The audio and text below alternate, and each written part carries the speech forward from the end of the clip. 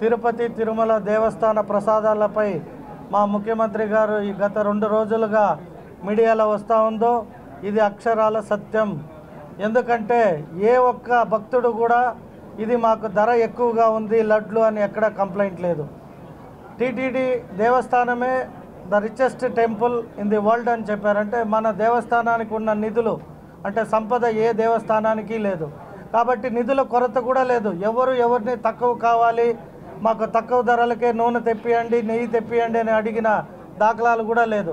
కాబట్టి మంచి క్వాలిటీగా లడ్లు ఏవైతే ఇస్తూ ఉన్నారో గత ప్రభుత్వంలో 2014 నుండి 19 దాకా మంచిగా ఉండింది.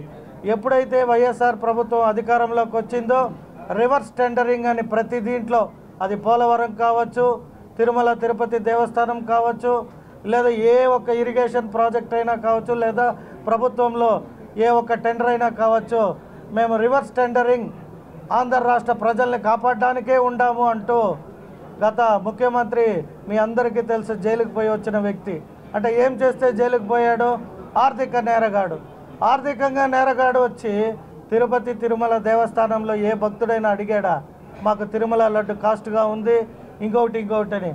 మనకి తిరుపతి తిరుమల దేవస్థానానికి సంబంధించిన ఎఫ్డీలు డిపాజిట్లు బంగారాన్ని కూడా తనిఖీ చేయాల్సిన సందర్భం వచ్చింది. ఎందుకంటే బంగారాన్ని దాచమని పెడితే ఆ బంగారమా లేదా ఇంకొక బంగారమా కూడా తెలియని పరిస్థితి ఈరోజు. కాబట్టి మా ముఖ్యమంత్రి ఏదైతే సమగ్ర నివేదిక అడిగి ఉండారో ఈరోజు ఈవో గారు ఆల్రెడీ మీటింగ్ నిర్వహిస్తున్నారు.